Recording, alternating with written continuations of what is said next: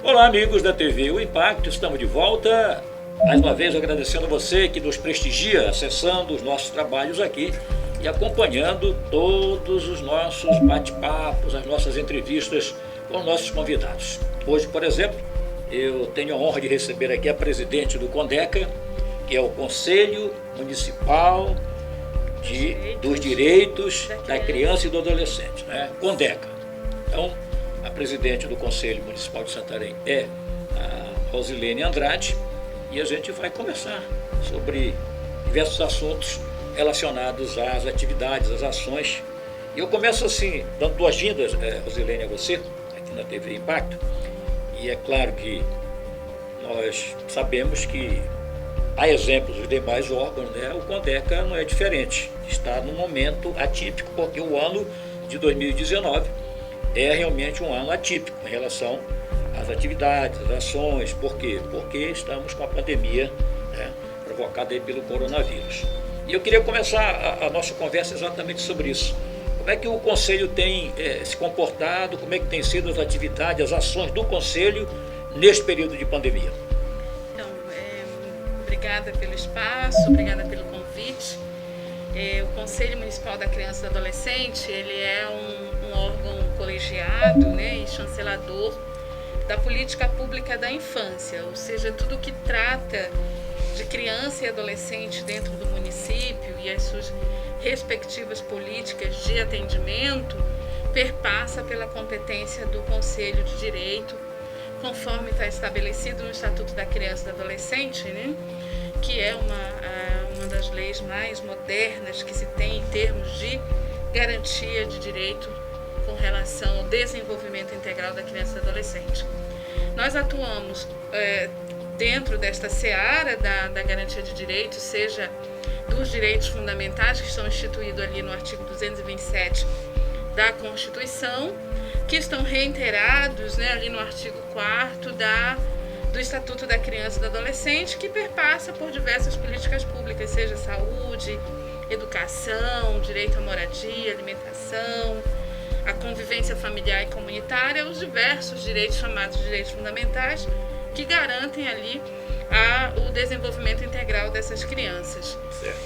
Assim como todas as demais instituições, o Conselho também teve um impacto muito grande esse ano de 2020, tendo, por exemplo, a gente tem as nossas reuniões ordinárias, presenciais, e durante esse período da pandemia, nós tivemos que, então, colegiar uma resolução para que essas reuniões passassem a ser remotas, mas continuamos atuando, identificando aí quando há violações de direitos institucionais e de uma forma geral, desenvolvendo as ações. Nós temos uma competência, por exemplo, que é com relação à formação, à eleição dos conselhos tutelares dentro do município, né? Certo. E aqui em Santarém, por ser um município com mais de 300 mil habitantes, a lei já determina que tem a existência de 3 conselhos tutelares. Então, em Santarém, nós temos hoje 3 conselhos tutelares atuando, 2 com responsabilidade na área mais urbana e na área de Planalto, e um conselho com uma especialidade de atendimento na região de Rios, que é o chamado Conselho 3, que fica em Alter do Chão. Tá certo. Como é que a população ela precisa ser muito parceira, né, do CONDECA nesse caso, porque é através da população que chegam, né, as denúncias, né, e aí que entra em ação, é isso? O Conselho de Direito, ele monitora e também ele dá direcionamentos para a implantação de políticas públicas. Um exemplo, se o Conselho Tutelar começa a encaminhar as estatísticas e a gente começa a perceber que nós temos um índice muito grande de violação de direitos de criança e adolescente com relação a abuso e exploração sexual, a gente vai propor uma intervenção nisso. Então, o Conselho de Direito, ele faz essas proposições, ele faz essa mobilização no que a gente chama de sistema de garantia de direitos, que é composto aí pelos órgãos de segurança, pelos órgãos judiciários, pela sociedade civil organizada e pelas políticas públicas governamentais e não governamentais. identificando, se faz essas proposições com relação a melhorar essa política pública. Um outro ponto que a gente atua é com relação ao fortalecimento de instituições que desenvolvem projetos para atender criança e adolescente. Então nós temos um fundo, que é o Fundo da Criança e Adolescente. Essas instituições, elas submetem projetos a esse fundo. Nós lançamos editais de chamamento público, elas submetem projetos e, se os projetos forem aprovados, elas recebem então um aporte de recurso para estar desenvolvendo as suas ações. Esse ano mesmo nós já tivemos 2 instituições que receberam em torno de 20 mil para que pudesse dar suporte na compra de EPIs e na compra de cestas básicas para assistir essas crianças, essas famílias que deixaram de fazer as suas alimentações nas instituições, que as atividades foram suspensas devido à pandemia, e às vezes essa família, a única alimentação que essa criança fazia era a alimentação que ela fazia dentro desse espaço de atendimento. Então nós fizemos um edital, convocamos essas instituições, elas apresentaram projetos e de uma forma emergencial nós assistimos essas instituições dessa forma. Tá. Quais são, assim, se a gente pode chamar de as denúncias, o que é que mais é denunciado em relação à violência contra as crianças e adolescentes? Trimestralmente, o Conselho de Direito recebe uma estatística de atendimento das violações de direitos dos conselhos tutelares. Também a gente solicita dos demais órgãos que encaminhem e a gente faz então esse levantamento. O que a gente observa muito, infelizmente, ainda é muito presente na nossa região, abuso sexual com criança e adolescente. Lamentável. Ainda é uma questão. Hoje a gente começa a compreender que a sociedade ela tem participado mais no sentido de proteção dessas crianças, que quando ela percebe, quando eles identificam, eles têm feito as denúncias. Nós fizemos de 2017 para cá várias capacitações com o setor da saúde, profissionais de saúde, profissionais de educação, com os próprios pais, com os próprios adolescentes, várias formações, indo nas escolas, fazendo várias palestras, atuando junto com os profissionais de saúde e educação, para que eles pudessem identificar sinais de que essa criança, esse adolescente, haja a possibilidade de estar passando por um possível abuso, por uma possível violação de direitos, uma violência, e com isso eles pudessem fazer a notificação, porque a gente tem um número muito alto de subnotificação, ou seja, de casos que acontecem, mas que não são notificados, não são denunciados. Então hoje, se chega uma criança no hospital em que o profissional identifica que há sinais, possíveis sinais de violência, seja violência física, sexual, ele automaticamente já notifica. Até porque o estatuto ele faz uma penalidade se não fizer, né? Há uma penalidade para o profissional de educação, saúde e para qualquer pessoa que se omita no momento em que ela faz o conhecimento, ela toma conhecimento de uma suspeita ou de uma confirmação. Vai ser punida por omissão. Exatamente. Detectou, mas não denunciou. Isso. E o artigo, acho que é o artigo 244, 245 do Estatuto, ele trata da educação profissionais de educação e saúde, de até 20 salários de referência e 2 anos de detenção, né? Caso falhe nesse processo aí de identificação. Então, o Conselho de Direito ele faz muito essa atuação, né? É necessário ainda trazer mais informações para a sociedade, é necessário discutir com toda a rede, é necessário, por exemplo, identificar se essa criança, esse adolescente, ele não está tendo seu direito violado no momento em que ele quer falar a respeito de uma violência que ele tenha passado, porque a gente tem hoje a lei da escuta qualificada, então não é qualquer pessoa que pode ouvir essa criança, esse adolescente, não é qualquer lugar que ela pode ser ouvida, porque senão ela passa a ser revitimizada, e às vezes essa revitimização ela é feita de forma institucional. Então o Conselho também atua nessa seara. Nós estamos construindo um fluxo, né, de atendimento. Esse fluxo ele vai ser lançado possivelmente no dia 24, a gente está lançando o fluxo de atendimento referente à lei de escuta qualificada dentro do nosso município, para que os demais profissionais atuem corretamente quando identificar uma criança vítima de abuso ou exploração sexual. Tá certo. Vamos aproveitar, tratar do assunto de falar. Hoje em Santarém, por exemplo, a eleição dos conselheiros tutelares é uma eleição direta. Né?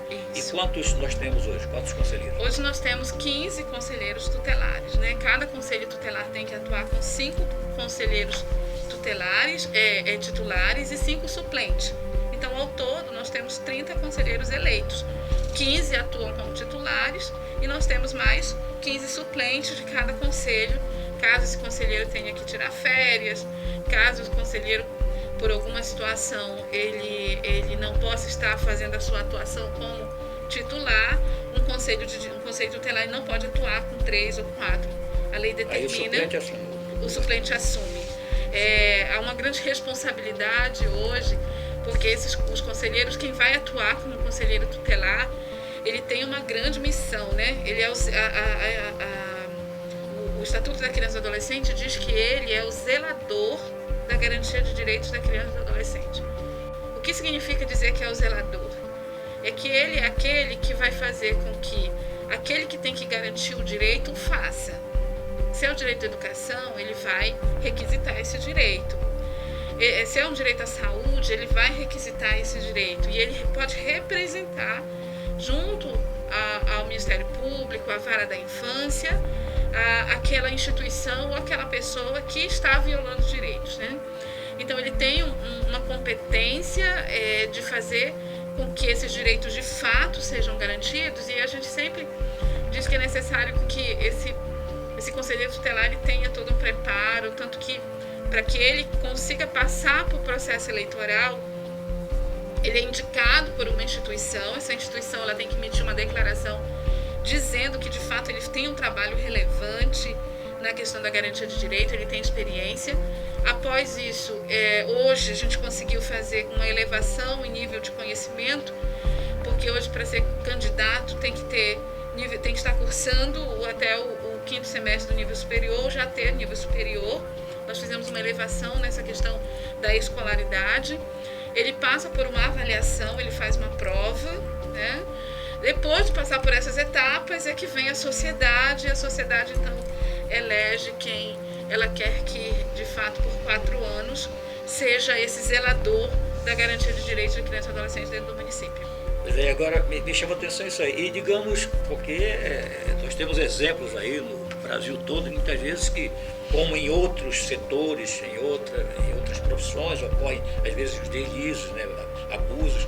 Quando ocorre, por exemplo, a denúncia contra um conselheiro tutelar, qual o procedimento que o CONDECA adota?